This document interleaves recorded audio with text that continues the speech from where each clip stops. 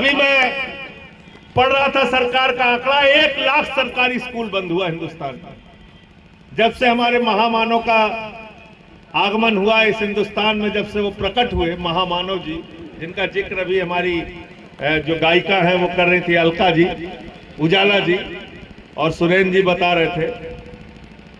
तो जब से उनका इस धरती पर जन्म हुआ है और जब से वो भारत के प्रधानमंत्री बने हैं, उसके पहले तो हम लोग सोचते थे कोई इंसान प्रधानमंत्री बनता है। जब वो आए तो उनका मैं नॉन बायोलॉजिकल, मैं महामानव, तो भगवान है। तो जब से वो भगवान प्रकट हुए हैं, आपको पता है 1 लाख सरकारी स्कूल बंद हुआ है देश में, 1 लाख, और जिसमें सबसे ज्यादा उत्तर प्रदेश में बंद हुआ है। और उसमें किसके बच्चे पढ़ते हैं? दलितों के, पिछड़ों के, शोषितों के, वंचितों के। सरकारी स्कूल में कौन पढ़ने जाता है? मजदूर का बच्चा, गरीब आदमी का बच्चा। कोई उसके लिए आवाज नहीं उठाता। तो इसलिए आपके अस्पतालों में मोमबत्ती में ऑपरेशन होता है, कोई सवाल नहीं उठाता। महंगाई देश में बढ़ती है, कोई सवाल नहीं उठाता। बच्चों के स्कूल बंद हो रहे हैं, कोई सवाल नहीं उठाता। ड्राइवर हो, ऑटो वाले हो, रेडी वाले हो, इनकी प्रॉब्लम है, कोई सवाल नहीं उठाता।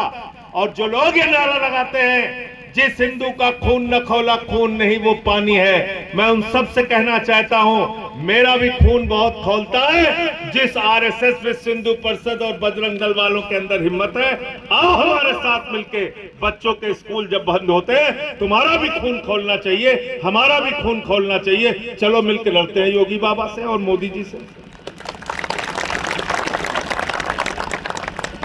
लेकिन वहां खून नहीं खोलता।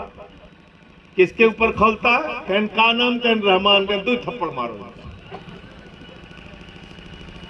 मुसलमान के लिए बस खून खोलता है, उससे झगड़ा करना है, उससे लड़ाई करनी है। कहीं किसी दलित को पा जाएंगे, उससे लड़ाई लड़ना है, उससे झगड़ा करना है।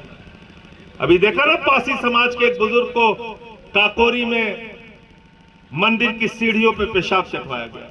यह हिंदुस्तान 80 साल के बाद का हिंदुस्तान है, आजादी के 80 साल के बाद का। एक बुजुर्ग आदमी को आप मंदिर की सीढ़ी पे पेशाब चटवा रहे हैं। सीआरपीएफ का एक जवान दलित समाज से उसको बुलंदशहर में गोली पे नहीं चढ़ने दिया गया। एक कथावाचक की चोटी काट ली गई। ये देश हम बनाना चाहते हैं, ऐसा हिंदुस्तान हम बनाना चाहते हैं। इसलिए नफरत की राजनीति हिंदुस्तान की सबसे बड़ी बर्बादी का कारण है। नफरत को भी मिटाना होगा।